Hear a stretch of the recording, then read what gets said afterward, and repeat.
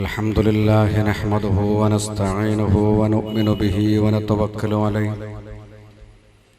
ونعوذ بالله من شرور أنفسنا ومن سيئات أعمالنا من يهد الله فهو المهتد ومن يضلل فلن تجد له وليا مرشدا وأشهد أن لا إله إلا الله وحده لا شريك له وأشهد أن سيدنا ونبينا محمدا عبده ورسوله أرسله بالهدى ودين الحق ليظهره على الدين كله ولو كره المشركون اللهم صل وسلم وبارك على سيدنا محمد وعلى آل سيدنا محمد كما صليت وسلمت وباركت على إبراهيم وعلى آل إبراهيم في العالمين إنك حميد مجيد. أعوذ بالله من الشيطان الرجيم. بسم الله الرحمن الرحيم. وعاشروهن بالمعروف فإن كرهتموهن وعسى أن تكرهوا شيئا ويجعل الله فيه خيرا كثيرا. صدق الله مولانا العظيم وصدق وبلغ نبيه الكريم ونحن على ذلك من الشاهدين الشاكرين والحمد لله رب العالمين. قال سيدنا محمد صلى الله عليه وسلم خياركم خياركم لأهله إليك يا رب قد وجهت حاجاتي وجئت بابك يا ربي برغباتي أنت العليم بما يجري الضمير به يا عالم الغيب علام الخفيات اقضي الحوائج لي ربي فلست أرى سواك يا رب من قال لحاجاتي لا تأخذني بذنب أنت تعرفه واغفر بجودك يا ربي خطيئاتي واغفر بجودك يا ربي خطيئاتي.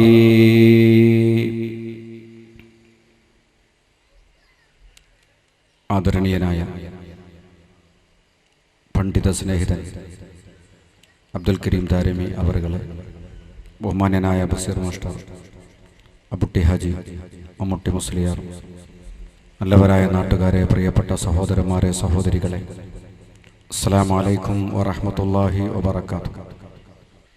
ബഹുമാനികളെ, നമ്മുടെ മഹത്തായ പരിപാടിയുടെ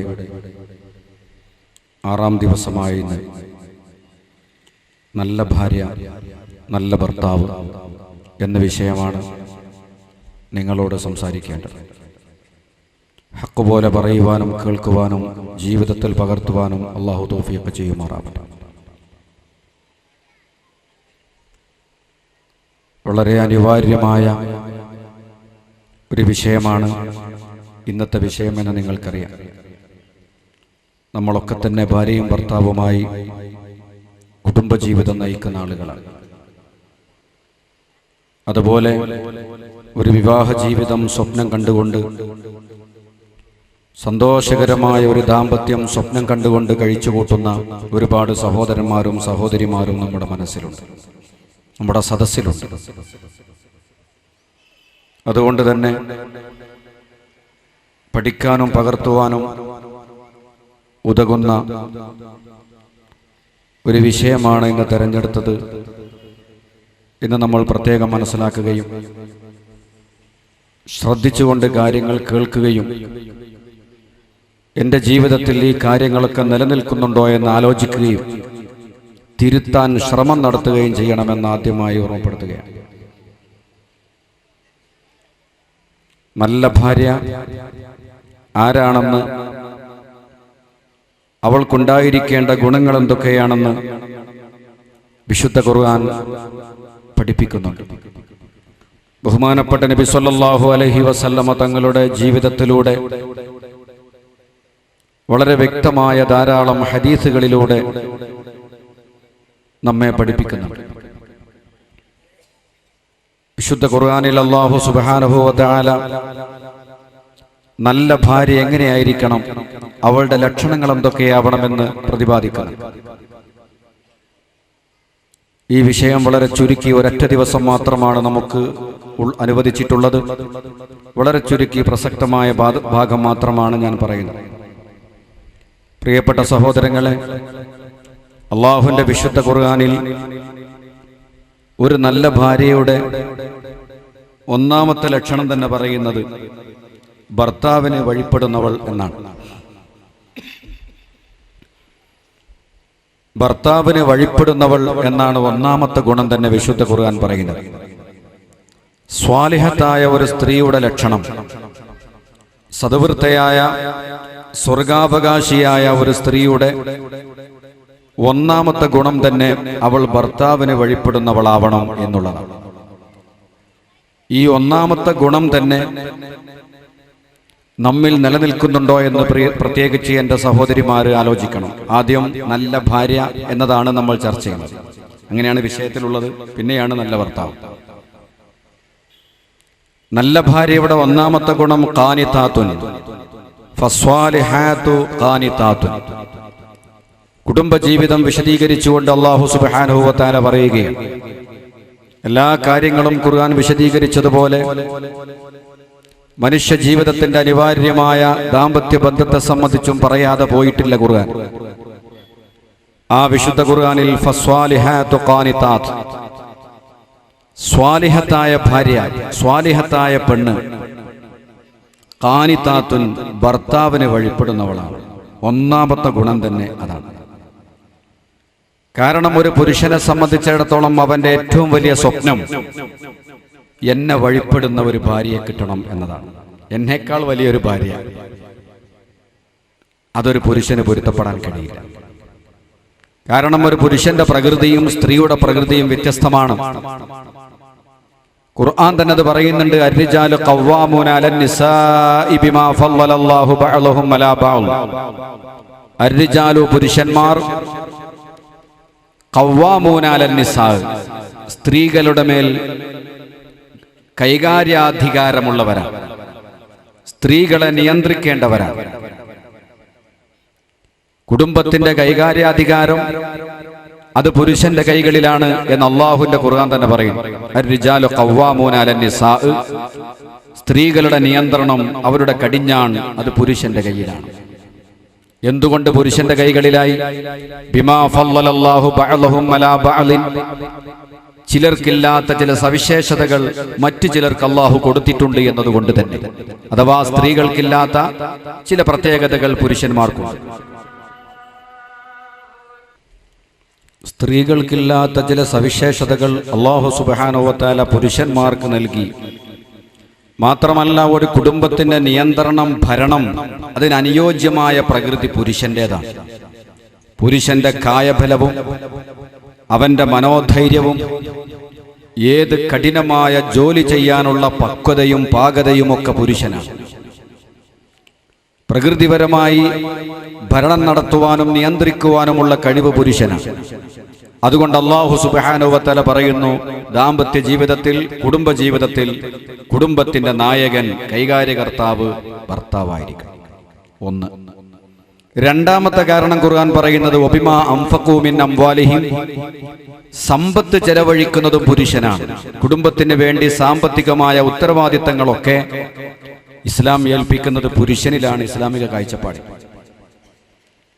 സാമ്പത്തികമായ ഉത്തരവാദിത്തങ്ങൾ എന്ന് പറഞ്ഞാൽ കുടുംബത്തിന് ആവശ്യമായ ഭക്ഷണം, വസ്ത്രം, കുട്ടികളുടെ പഠനകാര്യങ്ങൾ, നാട്ടിലെ പള്ളിയുണ്ടാക്കൽ, മദ്രസയുണ്ടാക്കൽ, പൊതുപ്രവർത്തനങ്ങൾ, ഇതൊക്കെ പുരുഷന്റെ മേലാണ് സാമ്പത്തികമായ ഉത്തരവാദിത്വം ഇസ്ലാം ഏൽപ്പിച്ചിട്ടുള്ളത്. അതുകൊണ്ട് ഒരു കുടുംബത്തിന്റെ നാഥൻ പുരുഷനാവണം എന്ന് അല്ലാഹുവിന്റെ ഖുർആൻ പറയും. ഇമാം ഗസ്സാലി റഹ്മത്തുള്ളാഹി അലൈഹി പോലെയുള്ള പ്രമുഖ പണ്ഡിതന്മാർ അത് അട്ടിമറിക്കരുത്, അട്ടിമറിച്ചാൽ അല്ലാഹുവിന്റെ നിഅമത്തിന്, അല്ലാഹുവിന്റെ അനുഗ്രഹത്തിന് നന്ദി കെട്ടവരായി മാറും നിങ്ങൾ. അല്ലാഹു നിങ്ങൾക്ക് ചെയ്തൊരു അനുഗ്രഹമാണ്. കുടുംബത്തിന്റെ ഭരണവും നിയന്ത്രണവും അധികാരവും നിങ്ങളുടെ കയ്യിലായിരിക്കണം. നിങ്ങളത് മുഴുവനും ഭാര്യമാർക്ക് ഏൽപ്പിച്ചു കൊടുക്കരുത്. അത് നിങ്ങളുടെ കുടുംബം തകരാൻ കാരണമായേക്കും. സമയം പരിമിതമായതുകൊണ്ട് ഉദാഹരണങ്ങളിലേക്ക് ഞാൻ കടക്കുന്നില്ല. ഇന്ന് പലപ്പോഴും ചില ഭർത്താക്കന്മാർ സർവ്വകാര്യങ്ങളും ഭാര്യമാരെയാണ് ഏൽപ്പിക്കുക. സർവ്വകാര്യങ്ങളും ഭാര്യമാരെയാണ് ഏൽപ്പിക്കുക. ഒരു പുരുഷൻ ചെയ്യേണ്ട ഭാരം പോലും വീട്ടിൽ ചെയ്യുന്നത് ഭാര്യ. മക്കളെ സ്കൂളിൽ ചേർക്കണം, അതുപോലെ തന്നെ വലിയ സ്ഥാപനങ്ങളിൽ അഡ്മിഷൻ കിട്ടണം. വളരെ ശ്രമകരമായൊരു കാര്യമാണ്. അതിനുവേണ്ടി ഓടുന്നത് ഭാര്യയാണ്. അതുപോലെ തന്നെ പഞ്ചായത്ത് ഓഫീസുകളിലും വില്ലേജ് ഓഫീസുകളിലും കറണ്ടിന് പണമടക്കാനും ഫോണിന് പണമടക്കാനും സർവ്വകാര്യങ്ങൾക്കും ഏൽപ്പിക്കപ്പെടുന്നത് ഭാര്യയാണ്.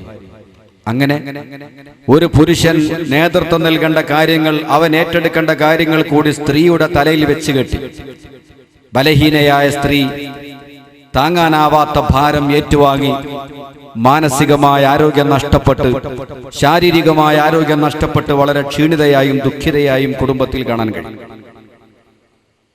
ഒരു സ്ത്രീക്ക് ഏൽപ്പിക്കാൻ പറ്റുന്ന ഭാരം മാത്രമേ അവൾ ഏൽപ്പിക്കാവൂ. പുരുഷൻ ചെയ്യേണ്ട ഭാരങ്ങൾ പുരുഷൻ ചെയ്യണം, അത് അവനേറ്റെടുക്കണം. അതിനുള്ള പക്വത അല്ലാഹു തആല ആണിന് കൊടുത്തിട്ടുണ്ട്. എന്നിട്ട് വിശുദ്ധ ഖുർആൻ പറയുന്നത് ഫസ്വാലിഹാതു ഖാനിതാത്തുൻ. ഈ കാര്യങ്ങൾ വിശദീകരിച്ചിട്ട് അല്ലാഹു പറയുന്നു, കുടുംബത്തിന്റെ നായകൻ പുരുഷനാവണം. ഫസ്വാലിഹാതു ഖാനിതാത്തുൻ. സ്വാലിഹത്തായ സ്ത്രീകൾ അനുസരണമുള്ള സ്ത്രീകളാണ്, ഭർത്താക്കന്മാർക്ക് വഴിപ്പെടുന്നവരാണ്. അപ്പൊ പുരുഷൻ എന്ന് പറയുന്നത് കുടുംബത്തിന്റെ നാഥനും നായകനും, ഭാര്യ എന്ന് പറയുന്നത് അവനെ വഴിപ്പെട്ട് ജീവിക്കുന്ന ഒരുത്തിയുമാവണം എന്നാണ് ഖുർആന്റെ കൽപ്പന. പുരുഷന്റെ പ്രകൃതി ആവശ്യപ്പെടുന്നതും അത് തന്നെയാണ്. പുരുഷന്റെ മുമ്പിൽ അവനെ വഴിപ്പെട്ട് ജീവിക്കുക എന്ന് പറയുന്നത് സ്ത്രീകളുടെ മാനസികാവസ്ഥയ്ക്ക് എതിരല്ല. ഏതൊരു പെണ്ണും കരുത്തനായ ഒരു പുരുഷന്റെ തണലിൽ അവനെ വഴിപ്പെട്ട് അനുസരിച്ച് ജീവിക്കാനാണ് ഒരു പെണ്ണ് ആഗ്രഹിക്കുന്നത്. യഥാർത്ഥത്തിൽ വളരെ അപൂർവം ചില ആണും പെണ്ണുമല്ലാത്ത ജാതി മാത്രമാണ് അടക്കി ഭരിക്കാനും പുരുഷനേക്കാൾ ചങ്കൂറ്റം കാണിച്ചു പോകുന്ന ആളുകളൊക്കെ വളരെ അപൂർവമാണ്. സാധാരണഗതിയിൽ ഒരു പുരുഷനെ, കരുത്തനായ ഒരു പുരുഷന്റെ കീഴിൽ അവൻ അനുസരിച്ച് വഴിപ്പെട്ട് ജീവിക്കാൻ അന്തസ്സുള്ള ഒരു പെണ്ണിനും മടിയുണ്ടാവില്ല. പ്രകൃതിപരമാണ്. അങ്ങനെ ഒന്നാമത്തെ നിയമം തന്നെ, ഒന്നാമത്തെ സ്വാലിഹത്തായ നല്ല ഭാര്യയുടെ ലക്ഷണം തന്നെ ഖുർആൻ പറയുന്നത് ഫസ്വാലിഹാതു ഖാനിതാത്തുൻ. ഭർത്താവിന് വഴിപ്പെടുന്നവൾ. പ്രകൃതി അതാണ് ആവശ്യപ്പെടുന്നത്. ഒരു സ്ത്രീ അതാണ് ആഗ്രഹിക്കുന്നത്, ഒരു പുരുഷൻ അതാണ് ആഗ്രഹിക്കുന്നത്. അതുകൊണ്ട് തന്നെ കുടുംബത്തിന്റെ ഭദ്രതക്ക് ഒരു നല്ല ഭർത്താവ് അവൻ ആഗ്രഹിക്കുന്നത് എന്നെ വഴിപ്പെടുന്ന ഒരു ഭാര്യയായിരിക്കണം.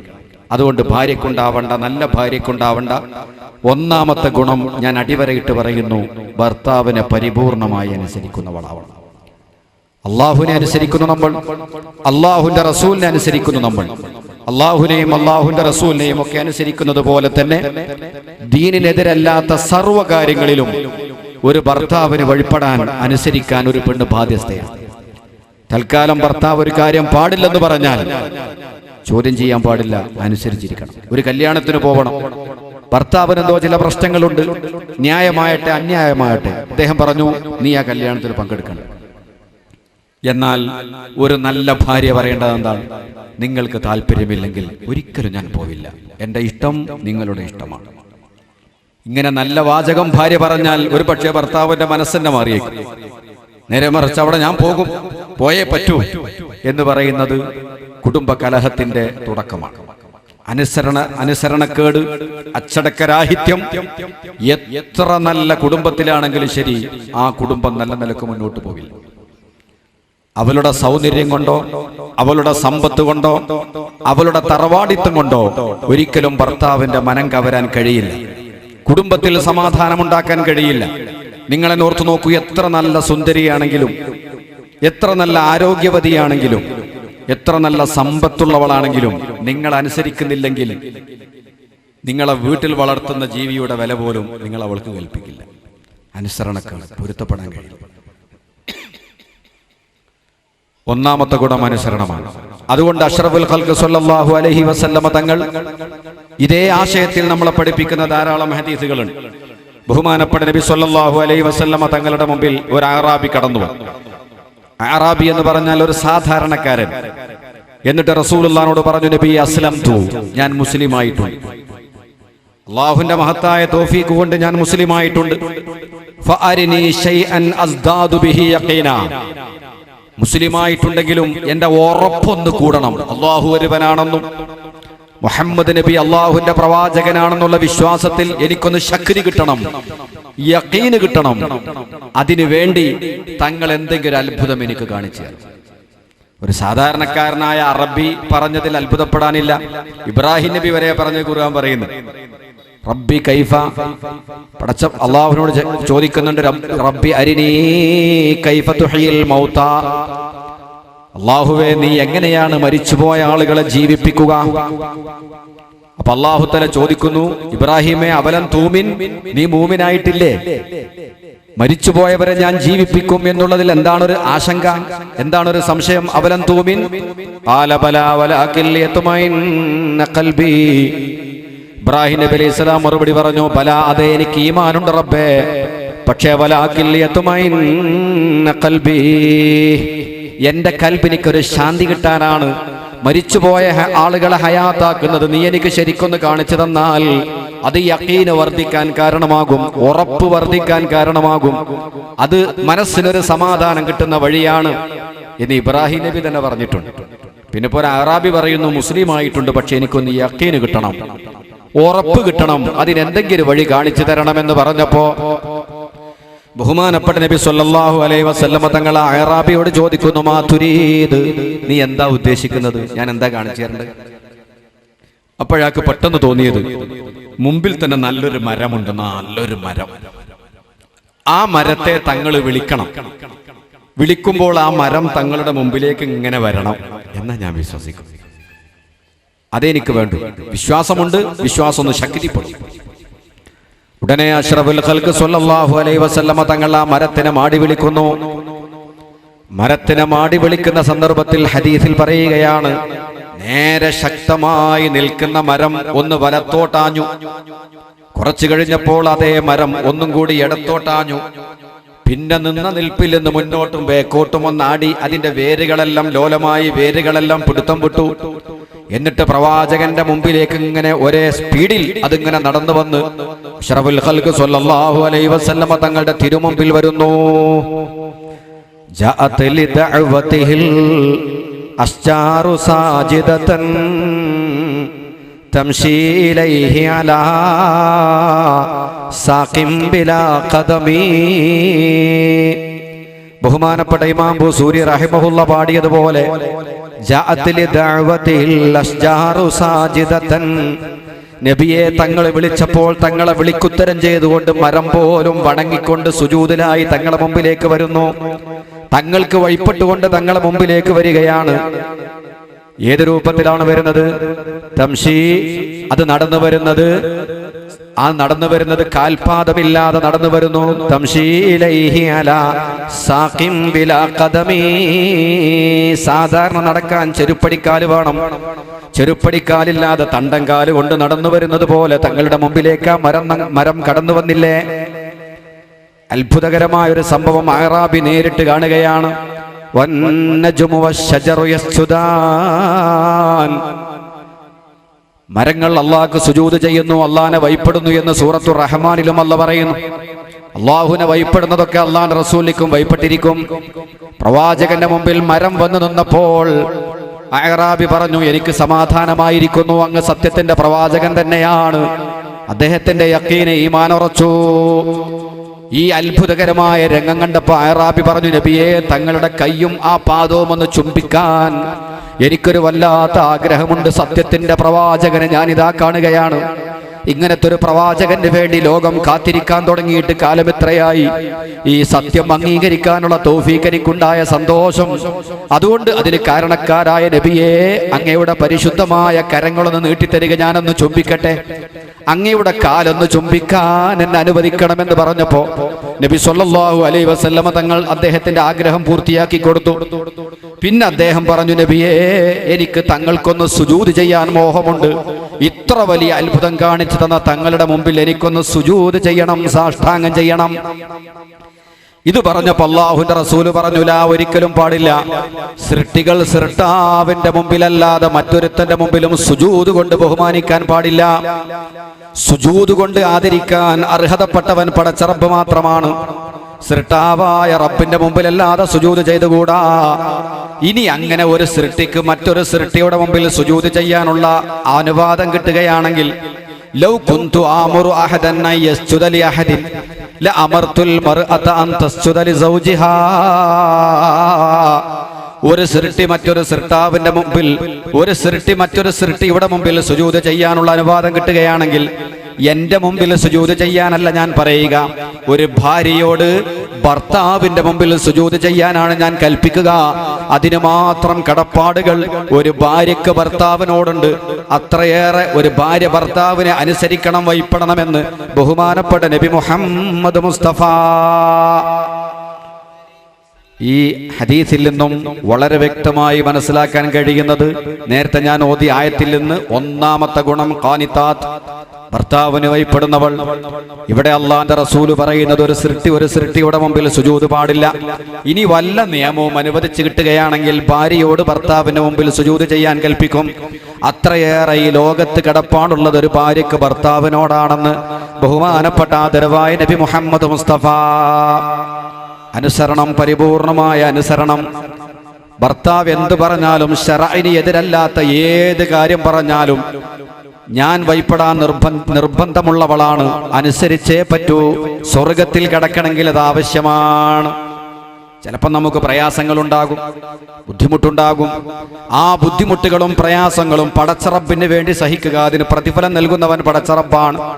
പ്രയാസം സഹിക്കുന്ന ആളുകൾക്കാണ് സ്വർഗം, ത്യാഗം ചെയ്യുന്ന ആളുകൾക്കാണ് സ്വർഗം. അള്ളാഹുവിന്റെ മാർഗത്തിൽ പടവെട്ടി ഷഹീദായ ആളുകൾ, രക്തം ചിന്തിയ ആളുകൾ, അവർക്കൊക്കെ സ്വർഗമുണ്ടെന്നുള്ള സന്തോഷ വാർത്ത അറിയിച്ചിട്ടുണ്ട്. ത്യാഗം ചെയ്യുന്നവർക്കാണ്. അതുപോലെ ഭർത്താവിനെ വഴിപ്പെടാൻ നിങ്ങൾ പൂർണ്ണമായി തയ്യാറായാൽ അതിന്റെ പ്രതിഫലം അള്ളാഹു ഒരിക്കലും മറക്കുകയില്ല. വലിയ പ്രതിഫലം അതിന് തയ്യാറാക്കിയിട്ടുണ്ട്. ഇൻഷാ അല്ലാഹ് ശേഷം വരുന്ന ഹദീസുകളിൽ കാണാം. മാത്രമല്ല, ബഹുമാനപ്പെട്ട നബി സല്ലല്ലാഹു അലൈഹി വസല്ലം പറയുന്നു, ഇമാം ബുഖാരി റിപ്പോർട്ട് ചെയ്യുന്ന ഹദീസാണ്, ഒരു ഭാര്യ ഒരു ഭർത്താവിനെ എത്ര കണ്ട് അനുസരിക്കണമെന്നറിയുമോ? വലാ യജൂസു ലിംറാത്തിൻ അൻ തസൂമ വസൗജുഹാ ഷാഹിദുൻ ഇല്ലാ ബിഇദ്നിഹി. ഭർത്താവ് നാട്ടിലുള്ളപ്പോൾ അവന്റെ സമ്മതമില്ലാതെ നോമ്പ് നോൽക്കൽ പോലും ഒരു ഭാര്യയ്ക്ക് പാടില്ല. ഭർത്താവ് നാട്ടിലുള്ള സമയമാണ്, ഭർത്താവ് കൂടെയുള്ള സമയമാണ്.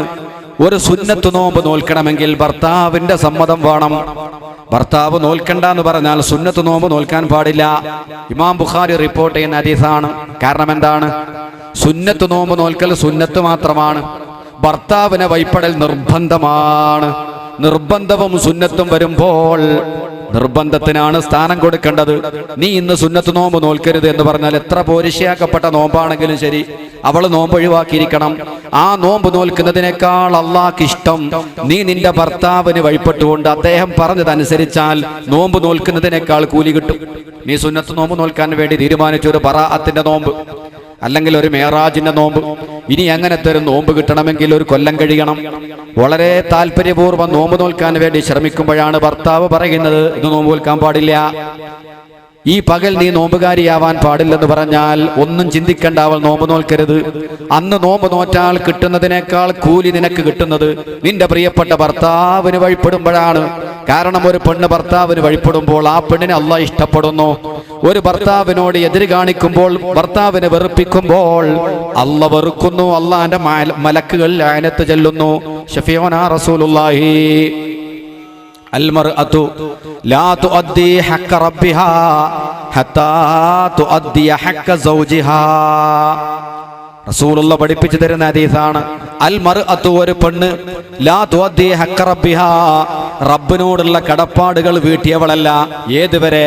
ഹത്താ തുഅദ്ദി ഹഖ്ക സൗജിഹാ, ഭർത്താവിനോടുള്ള കടപ്പാടുകൾ വീട്ടാതെ ഭർത്താവിനോടുള്ള കടപ്പാടുകൾ വീട്ടിയവളല്ല. ഒരു പെണ്ണ് ഭർത്താവിനോടുള്ള കടമകൾ വീട്ടിയെങ്കിൽ മാത്രമേ അള്ളാഹുവിനോടുള്ള കടപ്പാടുകൾ വീട്ടുകയുള്ളൂ. ഭർത്താവിനെ വെറുപ്പിച്ച് പിന്നെ ഇബാദത്തില്ല. ബഹുമാനപ്പെട്ട നബി സല്ലല്ലാഹു അലൈഹി വസല്ലം തങ്ങൾ പറയാണ്, ഒരു സ്ത്രീ ഭർത്താവുമായി പിണങ്ങിക്കഴിഞ്ഞാൽ ഭർത്താവിന്റെ വെറുപ്പിലും ദേഷ്യത്തിലുമാണ് ഒരു പെണ്ണ് കഴിച്ചുകൂട്ടുന്നതെങ്കിൽ അല്ലാഹു തആല അവളുടെ നിസ്കാരം സ്വീകരിക്കയില്ല. അവളുടെ നിസ്കാരം അവന്റെ ചെവിന്റെ മുകളിലേക്ക് ഉയരുകയില്ല. അള്ളാഹുവിനിക്ക് ആ നിസ്കാരം തന്നെ ആവശ്യമില്ല. കാരണം ആ പെണ്ണ് ഭർത്താവിന് ഭയപ്പെടുക എന്ന് പറയുന്ന നിർബന്ധമാണ്. ഒരു സ്വർഗത്തിൽ കിടക്കുന്ന പെണ്ണിന്റെ ഒന്നാമത്തെ ലക്ഷണം അവൾ ഭർത്താവിന് ഭയപ്പെടുന്നവളാണ്. അത് ചെയ്യാത്ത കാലത്തോളം അവളെ നിസ്കാരം പോലും സ്വീകാര്യമല്ലെന്ന് നബിയുനാ റസൂലുള്ളാഹി. കഴിഞ്ഞില്ല, മറ്റൊരു ഹദീസിൽ വന്നിട്ടുള്ളത്, ഒരു പെണ്ണ് നിസ്കരിച്ചു, അതിന്റെ ശേഷം ഭർത്താവിന് വേണ്ടി ദുആ ചെയ്യാതെ സ്വന്തം കാര്യം ദുആ ചെയ്താൽ ആ ദുആയും തള്ളപ്പെടും. ഭർത്താവിന് വേണ്ടി ആദ്യം ദുആ ചെയ്യണം, എന്നിട്ട് അവൾക്ക് വേണ്ടി ദുആ ചെയ്യണം. അപ്പോഴേ അവളുടെ ദുആ അല്ലാഹു സ്വീകരിക്കുകയുള്ളൂ എന്ന് മഹാനായ നബി മുഹമ്മദ് മുസ്തഫ. നിസ്കാരമൊന്നും സ്വീകരിക്കൂല. ഈ അടുത്തൊരാൾ പറഞ്ഞു, ഞാനും പെണ്ണുങ്ങളിട്ട് ഇടക്കിടക്ക് തെറ്റും. ഞാൻ ചോദിച്ചു, തെറ്റിയാ നിങ്ങൾക്ക് ഉറക്കം വരുമോ? ഞാൻ സുഖമായിട്ട് ഉറങ്ങും. ഓൾക്ക് ഉറക്കം വരൂല. പിന്നെ അവൾ എന്താ ചെയ്യാ? ഓളിങ്ങനെ ഒരേ നിസ്കാരം തന്നെ. നിസ്കരിച്ചിട്ട് എന്താ കാര്യം? നിസ്കാരം ചെവിന്റെ മുകൾക്ക് പൊങ്ങൂല. ചെവിന്റെ മുകളിലേക്ക് അത് ഉയരണമെങ്കിൽ, അള്ളാഹു അത് കബൂൽ ചെയ്യണമെങ്കിൽ നീയും ഭർത്താവും തമ്മിലുള്ള ബന്ധം ശരിയായിരിക്കണം. അള്ളാഹ്ക്ക് വേണ്ടി നിസ്കരിക്കാൻ ഒരുപാട് ആളുകൾ ലോകത്ത് വേറെയുമുണ്ട്. നിന്റെ ഭർത്താവിനെ സന്തോഷിപ്പിക്കേണ്ടവൾ ഭാര്യയായ നീയാണ്. അത് ചെയ്യാതെ മറ്റു കാര്യങ്ങളിൽ ശ്രദ്ധിച്ചതുകൊണ്ട് കാര്യമില്ലെന്നർത്ഥം. കഴിഞ്ഞില്ല, ബഹുമാനപ്പെട്ട നബി സല്ലല്ലാഹു അലൈഹി വസല്ലം തങ്ങൾ പഠിപ്പിക്കുകയാണ്, ഭർത്താവിന്റെ സമ്മതമില്ലാതെ വീട്ടിൽ നിന്ന് അവൾ പുറത്തിറങ്ങാൻ പാടില്ല. പുറത്തിറങ്ങിയാലോ ലഅനത്തുഹൽ മലായികതു ഹത്താ തർജിഅ, അവൾ മടങ്ങി വരുന്നത് വരെ മലക്കുകൾ അവളെ മേൽ ലഅനത്ത് ചൊല്ലും. അല്ലാഹു കാത്തുരക്ഷിക്കട്ടെ. ലഅനത്ത് പറഞ്ഞാൽ എന്താ? പേടിക്കേണ്ട സംഗതി. അത് ലഅനത്ത് പേടിക്കേണ്ട സംഗതിയാണ്. ശാപം, ശപിക്കൽ, ഒന്നിനെയും ശപിക്കാൻ പാടില്ല. ഞാൻ പറഞ്ഞില്ലേ കഴിഞ്ഞ ക്ലാസ്സിൽ, ഒട്ടകത്തിനെ ശപിച്ച ആളുകളെ നബി തിരുത്തി, കോഴിനെ ശപിച്ച ആളുകളെ നബി തിരുത്തി. ശാപം എന്ന് പറയുന്നത് വളരെ കടുപ്പപ്പെട്ടതാണ്. നമ്മൾ ഇബ്ലീസിന്റെ പേര് കേൾക്കുമ്പോൾ മാത്രം ശപിക്കൽ. ഇബ്ലീസ് എന്ന് കേൾക്കുമ്പോൾ ലഅനത്തുല്ലാഹി അലൈഹി, അള്ളാന്റെ ശാപം അവനുണ്ടാവട്ടെ എന്ന് പറയും. ഗുരുത്തം കെട്ടുപോട്ടെ. അത് മലക്കുകൾ പറയും. എപ്പെന്നറിയോ? ഒരു പെണ്ണ് ഭർത്താവിന്റെ സമ്മതമല്ലാതെ വീട്ടിൽ നിന്നാണ് പുറത്തിറങ്ങിയ. അപ്പൊ ഭർത്താക്കന്മാർ കൊടുക്കുന്ന സമ്മാനം മൊബൈലാണ്.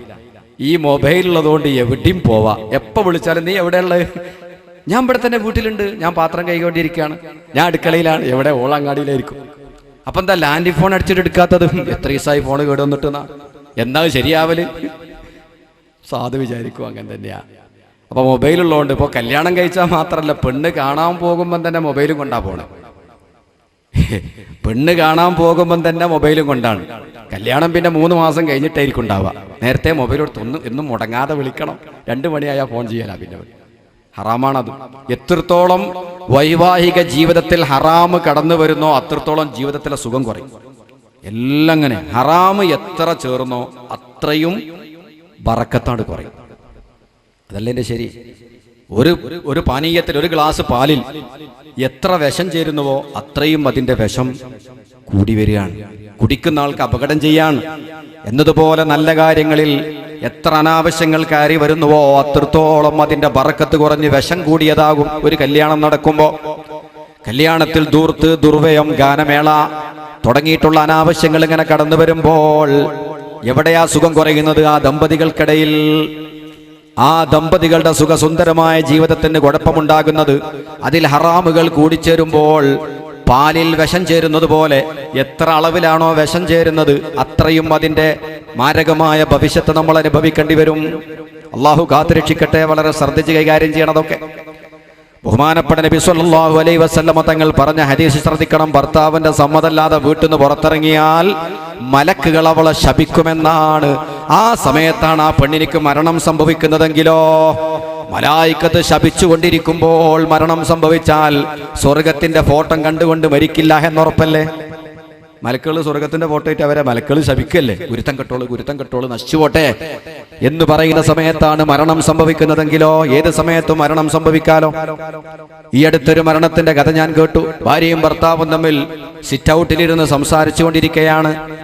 നല്ല ആരോഗ്യമുള്ള ഭാര്യയും ഭർത്താവുമാണ്. അവർ സിറ്റ് ഔട്ടിൽ നിന്ന് സംസാരിച്ചു കൊണ്ടിരിക്കെ അസറിന്റെ ബാങ്ക് കൊടുത്തു. അപ്പൊ ഭാര്യ പറഞ്ഞു, ഞാൻ ചായ കൊണ്ടുവരാം, ചായ കുടിച്ചിട്ട് അസർ സ്കരിക്കാം. വാങ്കൊടുത്ത അസറാൻ കൊടുത്ത പണി മതിയാക്കാനായി ചായ കുടിക്കാനായി ഇങ്ങനെ ഒന്ന് രണ്ട് ചിന്ത നമുക്ക് ആദ്യം വരുമല്ലോ. അങ്ങനെ ഒരുമിച്ചിരുന്ന് വർത്തമാനം പറയുന്നതിനിടയിൽ ഭാര്യ ചായ എടുക്കാൻ വേണ്ടി പോവുകയാണ്. അസർ നിസ്കാരത്തിന് മുമ്പ് ഭർത്താവിന് ചായ കൊടുക്കാൻ. പക്ഷേ ചായ വരുന്നത് കാണുന്നില്ല. അല്പസമയം കാത്തിരുന്ന ഭർത്താവ് അടുക്കളയിലേക്ക് ചെന്ന് നോക്കുമ്പോൾ അവൾ വീണ് മരിച്ചു കിടക്കുന്ന രംഗം പ്രിയപ്പെട്ട ഭർത്താവ് കാണുകയാണ്. അയാൾ അറിഞ്ഞിട്ടില്ല, ഇതാ മരണം. അപ്പൊ വീട്ടിൽ നിന്നാണ് പുറത്തിറങ്ങുന്ന സമയത്താണ് ആ മൗത്തിന് വരുന്നതെങ്കിൽ എന്താ കഥ? മലക്കുകൾ ശപിക്കുന്ന സമയമാണ്.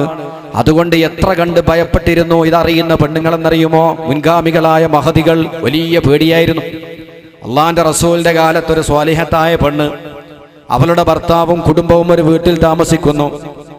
ഭർത്താവ് കച്ചവടത്തിന് പോകുന്ന സന്ദർഭത്തിൽ എന്തോ കാരണവശാൽ ഒരു കർശനമായ നിയമം പാസാക്കി. എന്താ കർശന നിയമം? മാളിക മുകളിൽ നിന്ന് താഴെ ഇറങ്ങാൻ പാടില്ല. ഞാൻ പറയാതെ കോണിമക്കിട്ട് ഇറങ്ങാൻ പാടില്ല. മുകളിൽ കഴിഞ്ഞോളാം, എല്ലാ സൗകര്യവും മുകളിലുണ്ട്. താഴത്തെ ഫ്ലോറിലേക്ക് ഇറങ്ങി വരാൻ പാടില്ല. ഭർത്താവ് പറഞ്ഞു, ഭർത്താവ് പോയി. സംഗതി വലിയ കൊടുക്കാനുള്ളത്. മാളികയുടെ മുകളിൽ നിന്ന് താഴെ ഇറങ്ങാൻ പാടില്ല എന്ന് പറഞ്ഞാൽ ഇറങ്ങാൻ പറ്റൂല എന്ന് തന്നെ. ഞാൻ പറയാതെ ഇറങ്ങരുത്. ഭർത്താവ് അങ്ങനെ പറഞ്ഞു പോയാൽ ഭാര്യ അനുസരിച്ചേ പറ്റൂ. എന്തിനാണ് അദ്ദേഹം അങ്ങനെ പറഞ്ഞത് എന്നൊന്നും ഹദീസിൽ കാണുന്നില്ല. ചിലപ്പോൾ നമ്മൾ പെണ്ണുങ്ങളോട് പറയും, ഈ ഒരു കാര്യം വേണം, ഞാൻ ഇവിടുന്ന് പോയാൽ ഈ പടി പുറത്തിറങ്ങാൻ പാടില്ല, ഈ 4 മതിലിൻ്റെ ഉള്ളിൽ പുറത്തിറങ്ങരുത്. എന്തിനാ അങ്ങനെ നമ്മൾ പറയല്? ചില പെണ്ണുങ്ങളുണ്ടാവും എല്ലാ വാതിൽക്കലും ചെന്ന് എല്ലാ വാർത്തകളും ശേഖരിക്കും. ഇവരൊക്കെയാണ് ചാനലിൻ്റെ ആളുകളാക്കേണ്ട ആ ജാതി പെണ്ണുങ്ങളെ. ബഷീറോ ഇവിടെ? ബഷീറോ അയാൾ 2 മാസമായില്ലേ പിണങ്ങിപ്പോയിട്ട്? ആയിഷാന്റെ കഥ എന്താ? ഓളെ ഭർത്താവിന് കഴിഞ്ഞ ആഴ്ച അടിയിട്ടില്ലേ? ഈ നിലക്ക് എല്ലാ കഥകളും വിലയിരുത്തുണ്ടാവും. ഒരു ആകാശവാണി പാത്തുമ്മ എന്ന് വേണമെങ്കിൽ പറയാം. ഓളുണ്ടെങ്കിൽ പിന്നെ വേറെ റേഡിയോനൊന്നും വേണ്ട. ആ പ്രാദേശിക വാർത്തകളൊക്കെ ഇവളിങ്ങനെ കൈകാര്യം ചെയ്തോളൂ. ചിലരുടെ സ്വഭാവമാണ്. അതുകൊണ്ടാവണം നമ്മൾ പറയും പുറത്തിറങ്ങരുത്, അല്ലേ? അങ്ങനെ എന്തെങ്കിലും പ്രശ്നം ഉണ്ടാകുമ്പോൾ ആ കർശന നിയമം ചിലപ്പോൾ പരീക്ഷണാർത്ഥം പറയും, ഓളാ പുറത്തിറങ്ങോ ഇല്ലേന്ന് അറിയണം. അല്ലെങ്കിൽ എന്തെങ്കിലും ഒരു കാരണം ഉണ്ടാക്കും. ഒരു കാരണം ഉണ്ടാക്കല. അനുജത്തിന്റെ കല്യാണം നടക്കുമ്പോൾ ഏട്ടൻ പുതിയാപ്പിള എന്തെങ്കിലും കുഴപ്പമുണ്ടാക്കും.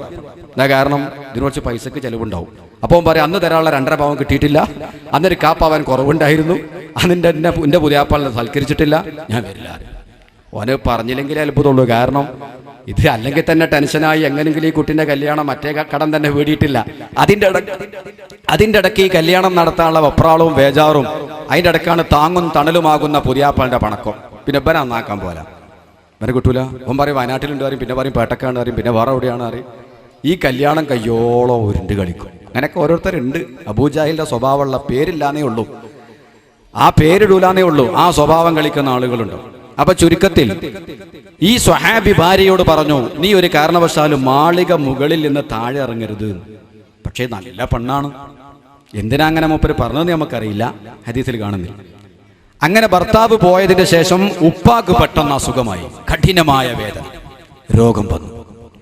രോഗം വന്നപ്പോ ഉമ്മ വിളിച്ചു, മോളെ ഓടി വരണം, നിന്റെ ഉപ്പാക്ക് തീരെ സുഖമില്ല, ഉപ്പ വളരെ ക്ലേശത്തിലാണ്, പ്രിയപ്പെട്ട മോളെ ഒന്ന് ഓടി വരണം. ഉടനെ മകള് പറഞ്ഞു, എനിക്ക് വന്നുകൂടാ, എൻ്റെ ഭർത്താവ് എന്നോട് പറഞ്ഞത്. അപ്പോഴാ പുറം ലോകം അറിയുന്നത്.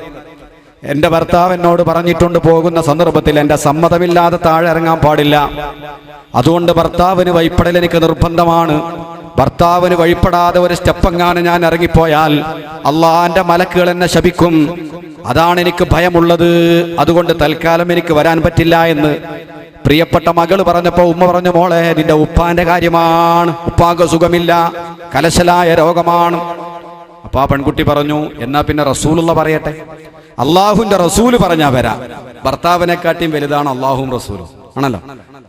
ഉടനെ ഒരാളെ പറഞ്ഞയച്ചു, ഹബീബായ നബി മുഹമ്മദ് മുസ്തഫ തങ്ങളടുക്കലേക്ക്. തങ്ങളോട് ചോദിച്ചു, ഇങ്ങനെ ഒരു മസലുണ്ട് നബിയെ, പുതിയാപ്പള പോകുമ്പോ ഇങ്ങനെ പറഞ്ഞു പോയിട്ടുണ്ട്, എന്റെ സമ്മതല്ലാതെ പുറത്തിറങ്ങിയത്. ഇപ്പോഴാണെങ്കിൽ ഉപ്പാക്ക് തീരെ സുഖമില്ല, തൽക്കാലം പെണ്ണൊന്ന് പുറത്തിറങ്ങിക്കൂടെ എന്ന് വെച്ചു. അള്ളാഹുവിന്റെ റസൂലിന്റെ മറുപടി ശ്രദ്ധേയമാണ്, നീ നിന്റെ ഭർത്താവിനിക്ക് വഴിപ്പെടുക തന്നെ വേണം. ഭർത്താവ് എന്താണോ പറഞ്ഞത് വഴിപ്പെട്ടേ പറ്റൂ. ബാപ്പാക്ക് സുഖമില്ല എന്നുള്ളത് പ്രശ്നമേ അല്ല. കല്യാണം കഴിഞ്ഞ ഒരു പെണ്ണിനിക്ക് ഏറ്റവും കടപ്പാട് അവളെ ഭർത്താവിനോടാണ്. മറ്റെല്ലാവരെക്കാളും ഒരു പെണ്ണിനിക്ക് കടപ്പാട് തൻ്റെ ഭർത്താവിനോടാണ്. അതുകൊണ്ട് ഭർത്താവ് പുറത്തിറങ്ങാൻ പാടില്ലെന്ന് പറഞ്ഞിട്ടുണ്ടെങ്കിൽ താഴെ ഇറങ്ങിക്കൂടാ, ബാപ്പാക്ക് അസുഖമാണെങ്കിലും ശരി. കുറച്ചും കൂടി കഴിഞ്ഞു, പിന്നെയും ഇദ്ദേഹത്തിന്റെ രോഗം കഠിനമായി. ഉമ്മ വിളിച്ചു, മോളെ വരണം. ഉപ്പ സക്കറാത്തിലേക്ക് നീങ്ങുകയാണ്. ഉപ്പ ഈ ലോകത്തോട് വിട പറയുന്ന ഘട്ടമാണ്, സക്കറാത്തിലേക്ക് നീങ്ങുകയാണ്. ആ സമയത്തും പെണ്ണ് പറഞ്ഞു, എനിക്ക് വരാൻ പറ്റില്ല, മലായിക്കത്ത് ശപിക്കുന്ന അവസ്ഥയിലെങ്ങാനും ഞാൻ ആ സക്കറാത്തുൽ മൗത്തിൽ കിടക്കുന്ന ബാപ്പാന്റെ അരികിൽ വന്ന് നിൽക്കുന്നത് ശരിയല്ല. അത് മനസ്സിലാക്കിയ മഹദി പറഞ്ഞു, ഞാൻ വരില്ല, മലായിക്കത്തിന്റെ ശാപവുമായി വരാൻ തയ്യാറില്ല. ഭർത്താവിന്റെ സമ്മതമില്ലാതെ ഒരടി മുന്നോട്ട് പോയി കൂടാ, റസൂലുള്ള പറഞ്ഞാൽ വരാം. അള്ളാഹുവിന്റെ റസൂലിനോട് ചോദിച്ചപ്പോഴും റസൂലുള്ളാന്റെ മറുപടി, അത്തിഈ സൗജകി, നീ നിന്റെ ഭർത്താവിന് വഴിപ്പെട്ടേ പറ്റൂ. ഭർത്താവ് വഴിപ്പെട്ടേ പറ്റൂ, അനുവാദം കിട്ടിയില്ല. പിന്നെ ഭർത്താവ്, ഈ ഉപ്പ മരിച്ചു. ഉമ്മ വിളിച്ചിട്ട് പറഞ്ഞു, മോളെ ഉപ്പ പോയി, ഹയാത്തോടെ കാണാൻ നിവൃത്തിയില്ല, ഇനി ആ മയ്യത്ത് കാണാനെങ്കിലും വരണം. പെൺകുട്ടി പറഞ്ഞു, ഇല്ല, അള്ളാഹുവിന്റെ ശാപം, മലായിക്കത്തിന്റെ ശാപം, അത് ഏറ്റുവാങ്ങാൻ ഞാൻ ഒരുക്കമല്ല, ഞാൻ വരില്ല. റസൂലുള്ള പറഞ്ഞാ വരാം. അള്ളാഹുവിന്റെ റസൂലിനോട് പോയി ചോദിച്ചു ഒരു വ്യക്തി, നബിയെ, ഒരു പെൺകുട്ടി ഇങ്ങനെ ഒരു മസല ചോദിക്കുന്നുണ്ട്, എന്ത് പറയണം? അള്ളാഹുവിന്റെ റസൂല് പറഞ്ഞു, അത്തിഈ സൗജകി, നീ നിന്റെ ഭർത്താവിനിക്ക് വഴിപ്പെട്ടേ പറ്റൂ എന്നാണ് പറയേണ്ടത്. ഇറങ്ങിയില്ല. മയ്യത്തെടുത്തു, മയ്യത്ത് കുളിപ്പിച്ചു. മയ്യത്ത് നിസ്കരിക്കാൻ വേണ്ടി പള്ളിയിലേക്ക് കൊണ്ടുവരുമ്പോൾ അള്ളാഹുവിന്റെ റസൂല് വളരെ സന്തോഷത്തിലാണ്. ബഹുമാനപ്പെട്ട നബി സല്ലല്ലാഹു അലൈഹി വസല്ലം തങ്ങൾ പറയുകയാണ്, ഇന്നല്ലാഹ ഗഫറ ലി അബിഹാ, തീർച്ചയായിട്ടും അല്ലാഹു തആല ഈ പെൺകുട്ടിയുടെ പിതാവിന്റെ ദോഷങ്ങളെല്ലാം പുറത്തു കൊടുത്തിരിക്കുകയാണ്. എന്തുകൊണ്ടാണ് ഈ മനുഷ്യന്റെ സർവ്വ പാപങ്ങളും പൊറുക്കാൻ കാരണമെന്നറിയുമോ? ഭർത്താവിനിക്ക് വഴിപ്പെടുന്ന പെണ്ണായതുകൊണ്ടാണ്. ഈ പെൺകുട്ടി തന്റെ ഭർത്താവിന് പരിപൂർണമായി വഴിപ്പെട്ടതുകൊണ്ട് അല്ലാഹു സുബ്ഹാനഹു വ തആല പെൺകുട്ടി അങ്ങേയറ്റം ഇഷ്ടപ്പെട്ടു. അത് കാരണമായി ഈ പെൺകുട്ടിയുടെ മരിച്ചുപോയ പിതാവിന്റെ സർവ്വദോഷങ്ങളും പൊറുക്കപ്പെട്ടു. നബിയുനാ റസൂലുള്ളാഹി. ഇത് കേട്ടപ്പം പെൺകുട്ടിക്ക് സമാധാനമായി. പടച്ചോനെ, ഞാൻ ഉപ്പാന്റെ മയ്യത്ത് കണ്ടില്ലെങ്കിലും ഉപ്പാക്ക് ഖിദ്മത്ത് ചെയ്യാൻ വേണ്ടി പോയിട്ടില്ലെങ്കിലും എൻ്റെ ഉപ്പാക്ക് യാതൊരു ദോഷവുമില്ലാത്ത നിലയിൽ സർവ്വദോഷങ്ങളും പൊറുക്കപ്പെട്ട നിലയിൽ സ്വർഗത്തിലേക്ക് പോയല്ലോ എന്ന സന്തോഷമാണ്. സ്വന്തം പിതാവിന് സ്വർഗം കിട്ടാനുള്ള കാരണം അള്ളാഹുവിന്റെ റസൂലിന്റെ നാവ് കൊണ്ട് ഈ പെൺകുട്ടിയുടെ പിതാവ് സ്വർഗത്തിലാണെന്ന് പറയാനുണ്ടായ കാരണം ആ പെൺകുട്ടി അദ്ദേഹത്തിന്റെ മകൾ ഭർത്താവിനെ വഴിപ്പെട്ടത് കൊണ്ടാണ്. അതാ നമ്മൾ മക്കൾക്ക് പഠിപ്പിച്ചു കൊടുക്കേണ്ടത്. മോള് പറയാം, പുതിയാപ്പള അങ്ങനെയാണ്, പുതിയാപ്പള ദേശക്കാരനാണ്. അപ്പൊ നമ്മളെന്താ, ഓളെ കൂടെ കൂടി കൊടുക്കല. ചിലരങ്ങനെ ചെയ്യാം. ചില വിവരമില്ലാത്തമാരെന്താക്കും, മോളാന്നും കേൾക്കാൻ നിൽക്കണ്ട. അങ്ങനെ എന്തെങ്കിലും ചെറിയ പ്രശ്നം ഭാര്യയും ഭർത്താവും തമ്മിലുണ്ടാവുമ്പോൾ പലപ്പോഴും കുളം കലക്കലാരറിയോ, ഈ പെൺകുട്ടിൻ്റെ അമ്മയായിരിക്കും. ബുദ്ധിയില്ലാത്ത സൈസ്. ഇതൊരു കുടുംബജീവിതമാണ്. നല്ല നിലക്ക് പറഞ്ഞു കൊടുക്കണം. പുരുഷന്മാരാണ്, പല സ്വഭാവക്കാരും ഉണ്ടാകും. അതൊക്കെ കുറച്ചത് കഴിയുമ്പോൾ ശരിയാകും മോളെ. അങ്ങനെയൊക്കെ തന്നെയാണ് ജീവിതം. രണ്ട് വ്യക്തികളുടെ വ്യത്യസ്തമായ ജീവിതമാണ്. അതിൽ പല പ്രശ്നങ്ങളും ഉണ്ടായേക്കാം. അതുകൊണ്ട് സബൂർ ചെയ്യണം. അള്ളാഹുവിന്റെ കൽപ്പന ഭർത്താവിന് പരിപൂർണമായി വഴിപ്പെടണമെന്നാണ്. വിവാഹം എന്ന് പറയുന്നത് കളിതമാശയല്ല. നീ ഈ സമയത്ത് ഭർത്താവിനോട് എതിർക്കാൻ നിന്നു കഴിഞ്ഞാൽ, ഭർത്താവിനെ കുറ്റപ്പെടുത്താൻ വേണ്ടി എല്ലാവരും കൂടെ നിന്നു കഴിഞ്ഞാൽ നിങ്ങൾ തമ്മിലുള്ള മാനസികമായ ഐക്യം കുറയും. നിങ്ങൾ അകൽച്ചയിലേക്ക് നയിക്കപ്പെടും. അങ്ങനെ അകന്നകന്ന് നിങ്ങളെ കുടുംബജീവിതം പരാജയപ്പെടും. അതുകൊണ്ട് മക്കൾക്ക് നല്ല ഉപദേശം നൽകി അവരടുപ്പിച്ചു നിർത്താൻ പരിപൂർണമായി ഭർത്താവിന് വഴിപ്പെടണമെന്ന് പറഞ്ഞ് പഠിപ്പിച്ചു കൊടുക്കേണ്ടത് ഉമ്മമാരാണ്. ഉമ്മമാരോടാണല്ലോ കുട്ടികൾ സ്വകാര്യം പറയാം. ഇവരല്ലാത്ത ആളുകൾ കൂടിക്കൊടുക്കും കുട്ടികളെ കൂടെ. അപ്പോൾ കുട്ടികൾക്കൊന്ന് ധൈര്യമാവും കുടുംബം കാലം. ചിലരൊക്കെ പറയാറുണ്ട്, പ്രശ്നം ഭാര്യയും ഭർത്താവും തമ്മിലുള്ള പ്രശ്നം ചർച്ച ചെയ്യുമ്പോൾ പറയും, പൊന്നാർ ഉസ്താദെ, ഓളെ നമുക്ക് എവിടെങ്കിലുമൊക്കെ കൊള്ളിക്കുക, ഓളെ അമ്മാനെ സഹിച്ചുകൂടാത്തത്. എത്ര കേസാ അങ്ങനെ വരല്. അങ്ങനെ പറയാറുണ്ട്, ഓളെ അമ്മാനെ സഹിച്ചുകൂടാ. അതാണ് ഈ പിത്തന മുഴുവുണ്ടാക്കണേ.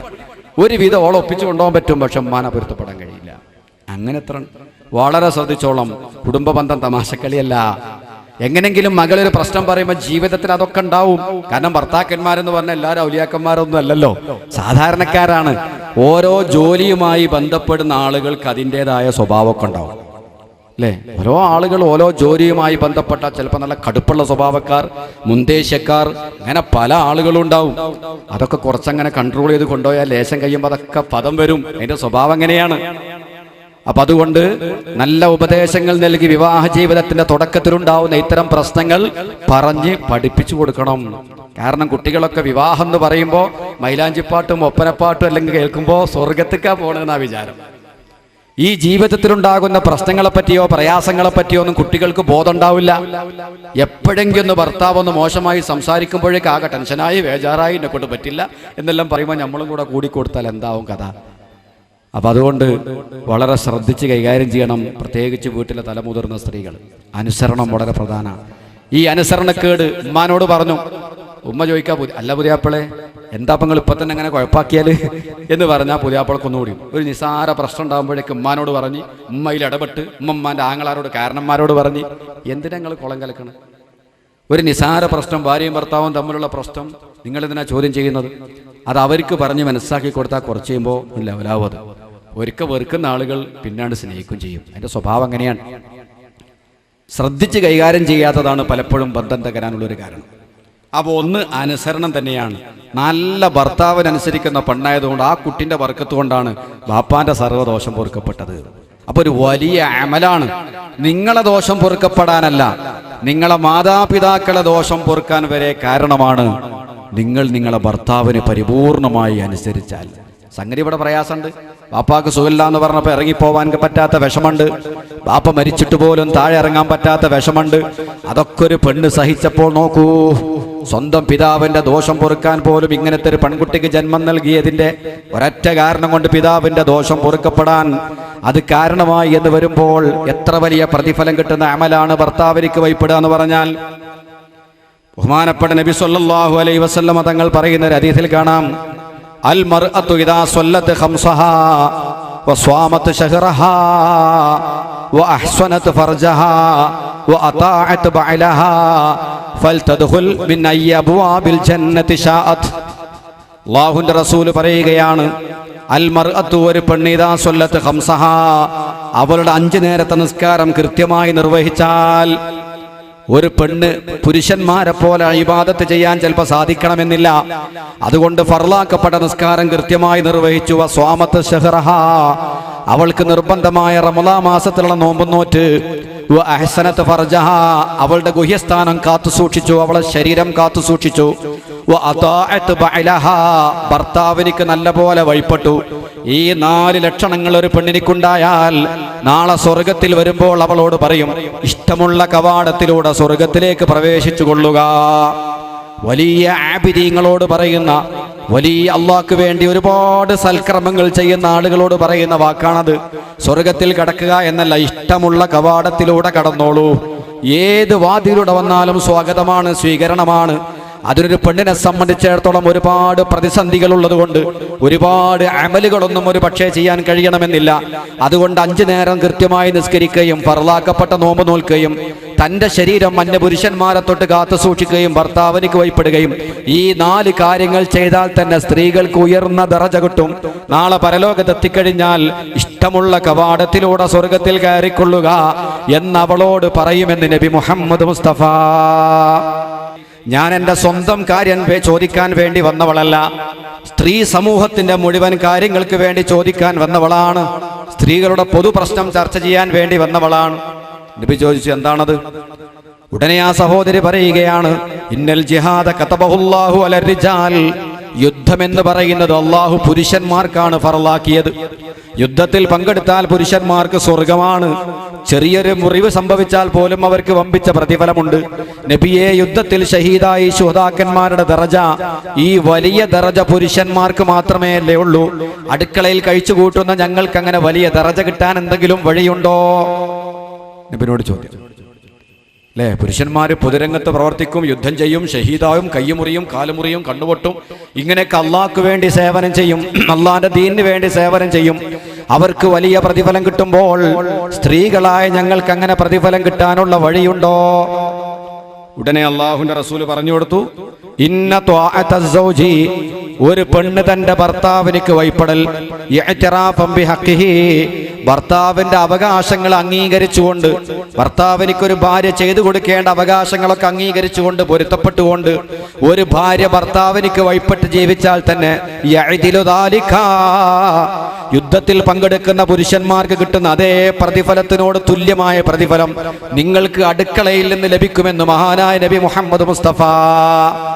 നിങ്ങളെ വീട്ടിൽ നിന്ന് പുറത്തിറങ്ങേണ്ടതില്ല. ശുഹദാക്കന്മാരെ കൂലി കിട്ടാൻ, ഷഹീദന്മാരെ ദറജ കിട്ടാൻ, രക്തസാക്ഷികളുടെ പ്രതിഫലം കിട്ടാൻ നിങ്ങൾ നിങ്ങളെ വീട്ടിൽ നിന്ന് ഭർത്താവിനിക്ക് വഴിപ്പെടുന്ന സ്വഭാവം വേണം. ആ സ്വഭാവമുണ്ടെങ്കിൽ അക്കാരണം കൊണ്ട് ശുഹദാക്കളെ ദറജ കിട്ടുമെന്ന് പഠിപ്പിക്കുന്നു ഒരു ഹദീസിൽ. മറ്റൊരു ഹദീസിൽ കുറച്ചും കൂടി വിശദമായി വന്നിട്ടുണ്ട്. നബി സല്ലല്ലാഹു അലൈഹി വസല്ലമ തങ്ങളുടെ മുമ്പിൽ ബഹുമാനപ്പെട്ട അസ്മാഉ ബിൻത് യസീദുൽ അൻസാരിയ, അസ്മാഉ ബിൻത് യസീദ് എന്ന് പറയുന്ന ബുദ്ധിമതിയായ പെണ്ണ് വന്നു. അൻസാരികളിൽപ്പെട്ടവർ, നല്ല ബുദ്ധിയുള്ള സാമർഥ്യമുള്ള ഒരു പെണ്ണ്. എന്നിട്ട് ആ പെൺകുട്ടി വന്നിട്ട് റസൂലുള്ളാഹിനോട് ചോദിക്കുന്ന ചോദ്യം തന്നെ ശ്രദ്ധിക്കണം. നല്ല രസമുള്ള തുടക്കാണ്. അതിസാമർഥ്യമുള്ള ചില പെൺകുട്ടികളുണ്ടാവും, നല്ല ബുദ്ധിയുള്ള. ഈ അസ്മാഉ ബിൻത് യസീദ് ആ കൂട്ടത്തിലാണ്. അതിസാമർഥ്യമുള്ള ഒരു പെൺകുട്ടിയാണ്. റസൂലുള്ളാഹിന്റെ മുമ്പിൽ വന്നിട്ട് ചോദിക്കുന്നു, ഇന്നല്ലാഹ ബഅസക ഇല റിജാലി വന്നിസാ, നബിയെ തങ്ങളെ അല്ലാഹു നിയോഗിച്ചത് ആണുങ്ങൾക്കും പെണ്ണുങ്ങൾക്കും നബിയായിട്ടല്ലേ? ആണുങ്ങൾക്കും പെണ്ണുങ്ങൾക്കും നബിയല്ലേ തങ്ങൾ? അതോ ആണുങ്ങൾക്ക് മാത്രം നബിയാണോ? ചോദ്യം കണ്ടോ? അങ്ങനെ ഉണ്ടാവും ചോദ്യം. ആണുങ്ങൾക്കും പെണ്ണുങ്ങൾക്കും നബിയെ തങ്ങൾ നബിയല്ലയോ? ആ ചോദ്യത്തിൽ തന്നെ ചോദിക്കാൻ പോകുന്ന കാര്യം മനസ്സിലാകുന്നുണ്ട്. പെണ്ണുങ്ങളായി ഞങ്ങൾക്ക് എവിടെയോ ഒരു കുറവുണ്ട്. അങ്ങ് പെണ്ണുങ്ങൾക്കും പ്രവാചകനല്ലേ? അങ്ങ് ആണുങ്ങൾക്കും പെണ്ണുങ്ങളിലേക്കും പ്രവാചകനായി നിയോഗിക്കപ്പെട്ട ആളല്ലേ? നബി പറഞ്ഞു, അതേ, എന്താ സംശയം? ഞാൻ പുരുഷന്മാരിലേക്കും നബിയാണ്, സ്ത്രീകളിലേക്കും നബിയാണ്. രണ്ടു കൂട്ടർക്കുമുള്ള നബി ഞാനാണ്. അല്ലാതെ പെണ്ണുങ്ങൾക്കായിട്ടൊരു വനിതാ മെമ്പർ നബി വന്നിട്ടില്ല. പുരുഷന്മാർക്കും സ്ത്രീകൾക്കൊക്കെ നബി അല്ലാഹുവിന്റെ റസൂലാണ്. ഉടനെ ആ സ്ത്രീ പറഞ്ഞു, അതുകൊണ്ടാണ് ആമന്നാ ബിക വത്തബഅനാക യാ റസൂലല്ലാഹ്, നബിയെ ഞങ്ങൾ തങ്ങളെ കൊണ്ട് വിശ്വസിക്കുകയും തങ്ങളെ സുന്നത്തിനെ പിൻപറ്റി ജീവിക്കുന്നതും അതുകൊണ്ടാണ്, ഞങ്ങൾക്കും കൂടി അങ്ങ് നബിയായതുകൊണ്ടാണ്. എന്നിട്ട് ആ മഹദി പറയാണ്, നഅനു മഹാശറൻ നിസാ, സ്ത്രീ സമൂഹമാകുന്ന ഞങ്ങൾക്ക് ചിലത് പറയാനുണ്ട് നബിയേ. സ്ത്രീ സമൂഹമാകുന്ന ഞങ്ങൾ മഖ്സൂറാത്തുൻ മഖ്ദൂറാത്തുൻ ഖവാഇദ ബുയൂത്ത്. ഇന്ന് ചില ആളുകൾ പറയുന്ന അതേ പദം അന്ന് പ്രയോഗിച്ചു. ഞങ്ങൾ അടുക്കളയുടെ 4 ചുമരിന്റെ ഉള്ളിൽ അടങ്ങി ഒതുങ്ങി കഴിച്ചു കൂട്ടുന്നവരാണ്. ഖവാഇദ ബുയൂത്ത്, വീടുകളുടെ അകത്തളങ്ങളിൽ കഴിച്ചു കൂട്ടുന്നവരാണ് ഞങ്ങൾ. അന്തസ്സും തറവാടിത്തവുമുള്ള സ്ത്രീകളൊക്കെ അങ്ങനെയാണ്, അന്തർജനങ്ങളാണ്. ഉള്ളിൽ കഴിച്ചു കൂട്ടുന്ന ആളുകളാ, പുറത്തിറങ്ങാൻ ഇഷ്ടപ്പെടൂല പൊതുവെ. ആവശ്യമുണ്ടെങ്കിൽ മാത്രമേ പുറത്തിറങ്ങൂ. ഒരു പെണ്ണിനെ സംബന്ധിച്ചിടത്തോളം എപ്പോഴും പുറത്തിറങ്ങൽ അവൾക്ക് യോജിച്ചതല്ല. അതുകൊണ്ടുണ്ടാകുന്ന ഫിത്നകളും കുഴപ്പങ്ങളും മുഴുവനും സ്ത്രീകൾക്ക് തന്നെയാണ് വർദ്ധിച്ചു വരുന്നത്.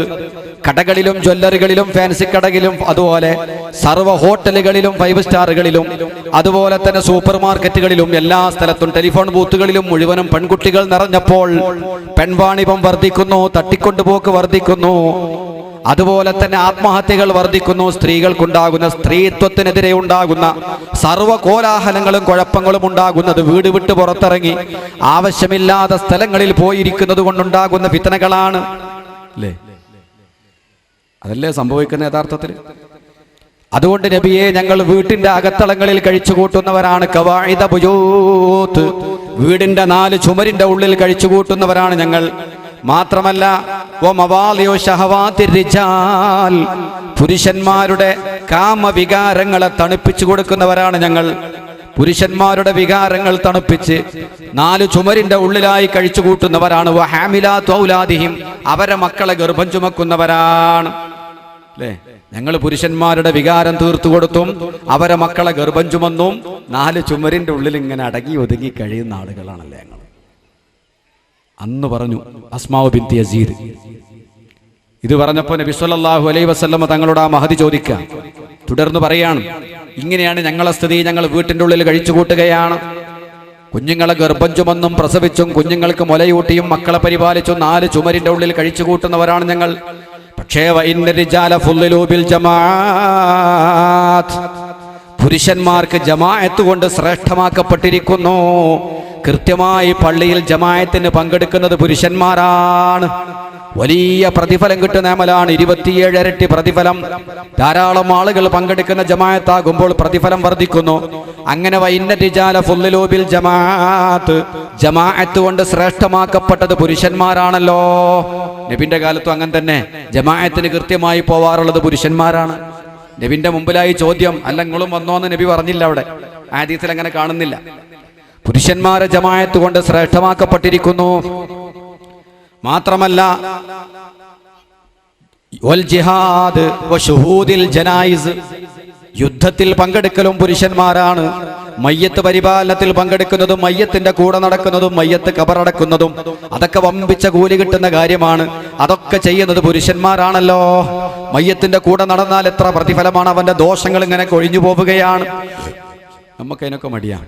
നമുക്ക് നല്ല സൽക്കാരം എവിടെയെങ്കിലും ഉണ്ടെങ്കിൽ അതിനൊക്കെ പോകാൻ തരക്കേടില്ല. മരിച്ചോടുത്ത് പോയിട്ട് എന്താ, മയ്യത്തിന്റെ കൂടെ നടക്കുക, ഖബറടക്കുന്ന സമയത്ത് അവിടെ കാത്തിരിക്കുക, മയ്യത്തിന് വേണ്ടി തസ്ബീഹ് ചൊല്ലുക, ദുആ ചെയ്യുക, യാസീനിൽ പങ്കെടുക്കുക, മയ്യത്ത് നിസ്കാരത്തിൽ പങ്കെടുക്കുക. വമ്പിച്ച പ്രതിഫലം കിട്ടുന്ന അമലാണ്.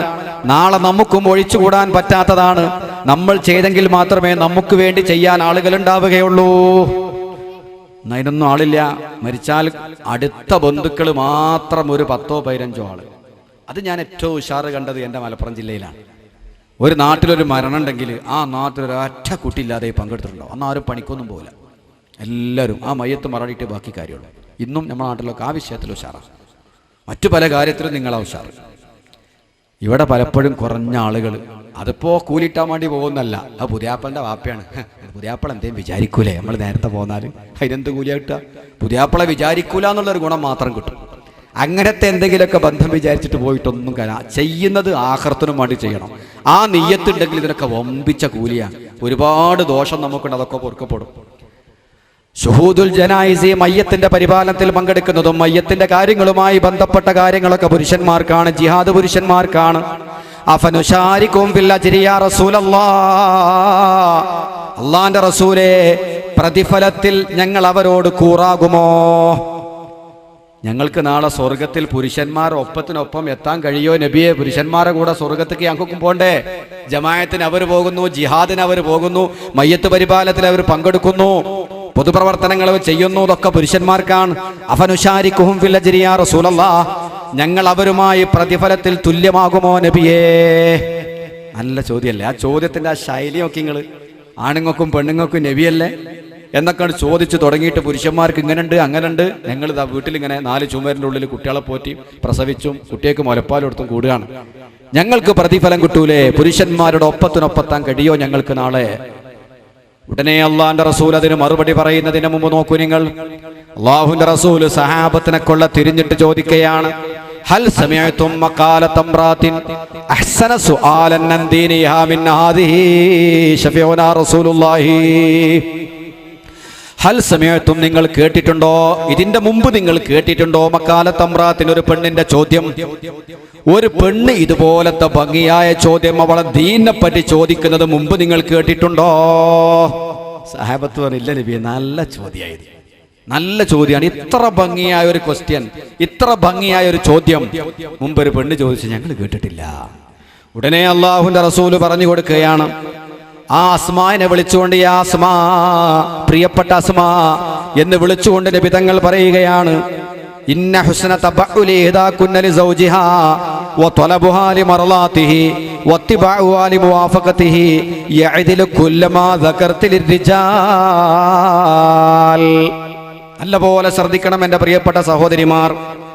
ഇന്ന ഹുസ്ന തബഉലി ഇദാകുന്ന ലിസൗജിഹാ, നിങ്ങളിൽപ്പെട്ട ഒരു പെണ്ണ്, അസ്മായെ, നിങ്ങളെ കൂട്ടത്തിൽപ്പെട്ട ഒരു പെണ്ണ് തന്റെ ഭർത്താവിനെ സന്തോഷിപ്പിക്കാൻ വേണ്ടി കളിതമാശകളിൽ ഏർപ്പെടുന്നതും, ഭർത്താവിനെ സന്തോഷിപ്പിക്കാൻ വേണ്ടി കളിതമാശകളിൽ ഏർപ്പെടുന്നതും,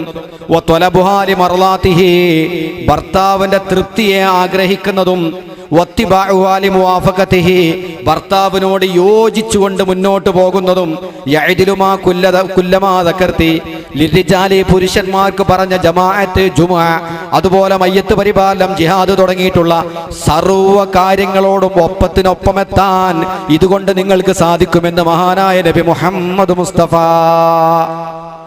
നിങ്ങൾ യുദ്ധത്തിന് പോകണ്ട, ശരീഅത്തിൽ ചോരയാക്കണ്ട, കഷ്ടപ്പെടണ്ട, 5 നേരം കൃത്യമായി ജമാഅത്തിന് പള്ളിയിൽ പോവണ്ട, മയ്യത്തിന്റെ കൂടെ നടക്കണ്ട, തൽക്കീനും തസ്ബീത്തും ചെല്ലാൻ പോവണ്ട. അതൊന്നും ചെയ്യാതെ ഭർത്താവിന്റെ തൃപ്തി ആഗ്രഹിച്ചുകൊണ്ട്, ഭർത്താവിനോട് യോജിച്ചുകൊണ്ട് മുന്നേറുക, ഭർത്താവിന്റെ സന്തോഷത്തിന് വേണ്ടി കളി വിനോദങ്ങളിൽ ഏർപ്പെടുക. ഇതുകൊണ്ട് തന്നെ നിങ്ങൾക്ക് സ്വർഗം കിട്ടുമെന്ന്, ഈ പുരുഷന്മാരുടെ ദറജ കിട്ടുമെന്ന് നബി സല്ലല്ലാഹു അലൈഹി വസല്ലമ തങ്ങൾ പറഞ്ഞപ്പോ ഫൻസറഫത്ത് അസ്മാഉ വഹിയ തുഹല്ലിലു വതുകബ്ബിറു, അല്ലാഹു അക്ബർ അല്ലാഹു അക്ബർ അല്ലാഹു അക്ബർ എന്ന് പറഞ്ഞിട്ട് അസ്മാ തിരിച്ചുപോയി സന്തോഷം കൊണ്ട് തക്ബീർ ചൊല്ലി. സന്തോഷം കൊണ്ട് തക്ബീർ ചൊല്ലിയിട്ട് അസ്മാ കടന്നു പോവുകയാണ്. കാരണം അടുക്കളയുടെ ഉള്ളിൽ ഇരുന്നു കൊണ്ട് തന്നെ, 4 ചുമരിന്റെ അകത്തളങ്ങളിൽ ഇരുന്നു കൊണ്ട് തന്നെ തൻ്റെ ഭർത്താവിനെ സന്തോഷിപ്പിച്ച്, ഭർത്താവിനോടുകൂടെ യോജിച്ച് പ്രവർത്തിച്ച്, ഭർത്താവിനിക്ക് വഴിപ്പെട്ടുകൊണ്ടൊരു പെണ്ണ് ജീവിച്ചാൽ ജമാഅത്തിന് പോകുന്ന പുരുഷന്മാരുടെ, മയ്യത്തിന്റെ കൂടെ പോകുന്ന പുരുഷന്മാരുടെ, യുദ്ധത്തിന് പോകുന്ന പുരുഷന്മാർക്ക് കിട്ടുന്ന കൂലി കിട്ടുമെന്ന് നബി സല്ലല്ലാഹു അലൈഹി വസല്ലം തങ്ങൾ സഹോദരിമാരെ അറിയിക്കുകയാണ്. എത്ര എളുപ്പമായി അവർക്ക് പുണ്യം വാരിക്കൂട്ടി വലിയ ദർജയിലെത്താൻ. പക്ഷേ നബി നേരത്തെ പറഞ്ഞ ഹദീസിന്റെ ലാസ്റ്റ് പറഞ്ഞിട്ടുണ്ട്, വഖലീലും മിൻകുന്ന മയ്യഫലുഹു, നിങ്ങളെ കൂട്ടത്തിൽ അങ്ങനെ ചെയ്യാൻ സാധിക്കുന്ന പെണ്ണുങ്ങൾ വളരെ കുറവാട്ടോ. സംഗതി വളരെ എളുപ്പമാണ്. പക്ഷേ നിങ്ങളുടെ കൂട്ടത്തിൽ അങ്ങനെ സ്വർഗം വാങ്ങാൻ പറ്റുന്ന ആളുകൾ വളരെ കുറവാണ്. ബാക്കി എല്ലാ ഗുണങ്ങളും ഉണ്ടെങ്കിലും പുതിയാപ്പളിനനുസരിക്കൂല. മൂപ്പര് പറഞ്ഞതിനെതിരെ പറയുള്ളൂ. കേക്കോട്ട് പറഞ്ഞാൽ വടക്കോട്ടേ പോകും. ആനുണ്ടാവും. അത് പിന്നെ ഈ ബാത്ത് ചെയ്തിട്ട് കാര്യമില്ല. ഭർത്താവിനോടുള്ള ഹക്ക് വീട്ടിയെങ്കിലേ അള്ളാഹിനോടുള്ള ഹക്ക് വീട്ടുള്ളൂ. നോക്കി, നിങ്ങൾ നിസ്കാരം കൃത്യമായി നിസ്കരിക്കും, റമളാൻ മാസം നോമ്പ് വെൽക്കും, സദക്ക കൊടുക്കും, വയലിന്റെ മജ്‌ലിസിലേക്കൊക്കെ വലിയ സംഭാവനകൾ ഒക്കെ ഉണ്ടാവും.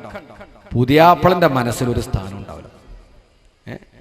പൊന്നാർ ഉസ്താദെ അവളെ ഖുർആനോത്തും നിസ്കാരം ഒന്നും നോക്കണ്ടേ, എന്നോട് പറയണ ഓരോ വർത്താനം കേൾക്കണ്ടേ.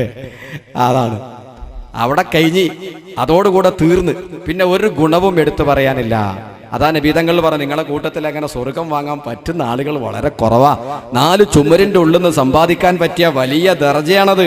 പക്ഷെ അതിന് സാധിക്കുന്ന ആളുകൾ വളരെ കുറവാണെന്ന് നബിയുനാ റസൂലുള്ളാഹി. അള്ളാഹു അത് സാധിക്കുന്ന കൂട്ടത്തിൽ നമ്മുടെ സഹോദരിമാരെ ഉൾപ്പെടുത്തി അനുഗ്രഹിക്കുമാറാവട്ടെ. അതാണ് നബി സല്ലല്ലാഹു അലൈഹി വസല്ലമ തങ്ങളും വിശുദ്ധ ഖുർആനും പഠിപ്പിക്കുന്ന ഒന്നാമത്തത്, ഭർത്താവിന് വഴിപ്പെടുക. അത് മറക്കണ്ട. ഒന്നതാണ്. രണ്ടാമത്തെ വിഷയത്തിലേക്ക് വരികയാണ്. അതിനു മുമ്പ് ഒരൊറ്റ ഹദീസും കൂടി ചുരുക്കി കേൾപ്പിക്കട്ടെ. നബി സല്ലല്ലാഹു അലൈഹി വസല്ലമ തങ്ങൾ ഒരിക്കൽ ഗ്രഹണ നിസ്കാരത്തിന് ഇമാമായിരുന്നു. സൂര്യഗ്രഹണ നിസ്കാരം. ആ സൂര്യഗ്രഹണ നിസ്കാരത്തിന് ഇമാമായി നിൽക്കുന്ന സന്ദർഭത്തിൽ അല്ലാഹുവിന്റെ റസൂൽ മിഹ്റാബിൽ നിൽക്കുമ്പോൾ പെട്ടെന്ന് എന്തോ സാധനം എടുക്കാൻ വേണ്ടി മുന്നോട്ട് പോകുന്നത് പോലെ പ്രവാചകൻ മുന്നോട്ട് നടന്നു. കുറച്ചു കഴിഞ്ഞപ്പോൾ പേടിച്ചുകൊണ്ട് പിന്മാറുന്നത് പോലെ പിറകോട്ട് മാറി. സഹാബത്തിനൊന്നും മനസ്സിലായില്ല.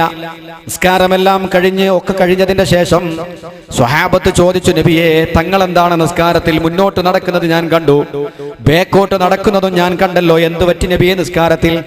അള്ളാന്റെ റസൂല് പറയുന്നു, ഇമാം ബുഖാരി റഹ്മത്തുള്ളാഹി അലൈഹി റിപ്പോർട്ട് ചെയ്യുന്ന ഹദീസാണ്, സ്വഹാബത്തെ, ഞാൻ നിങ്ങൾക്ക് ഇമാമായി മിഹ്റാബിൽ നിൽക്കുമ്പോൾ അള്ളാഹു സ്വർഗം എന്റെ മുമ്പിൽ പ്രദർശിപ്പിച്ചു. ഞാൻ ശരിക്ക് സ്വർഗം ഇങ്ങനെ കണ്ടു. ഇന്നത് പറഞ്ഞാൽ പ്രയാസമല്ല. ഇനി നമ്മൾ ലൈവായിട്ട് കാണുന്നുണ്ടല്ലോ, അമേരിക്കയിലും റഷ്യയിലും ഫ്രാൻസിലും നടക്കുന്നത്. എവിടെ നടക്കുന്ന കളിയും നമ്മളെ ബെഡ്റൂമിൽ നമുക്ക് കാണാം. നബി സല്ലല്ലാഹു അലൈഹി വസല്ലമ തങ്ങളുടെ മുമ്പിൽ സ്വർഗം ഇങ്ങനെ കാണിച്ചു കൊടുത്തു. സ്വർഗം കണ്ടപ്പോൾ, അതിൽ തൂങ്ങിക്കിടക്കുന്ന ഒരു മുന്തിരിക്കുല കണ്ടപ്പോൾ അതെന്റെ തൊട്ടു മുമ്പിലായി എനിക്ക് തോന്നി. ആ മുന്തിരിക്കുല കണ്ടപ്പോൾ എനിക്ക് ആശയുണ്ടായി. അത് പറിച്ചെടുക്കാനും നിങ്ങൾക്കൊക്കെ വിതരണം ചെയ്യാനും ഞാൻ ആഗ്രഹിച്ചു. അങ്ങനെ ആ മുന്തിരിക്കുല പറിച്ചെടുക്കാൻ വേണ്ടി ഞാൻ മുൻപോട്ട് നടന്നതാണ് സഹാബത്തെ. ഷഫീഉനാ റസൂലുള്ളാഹി.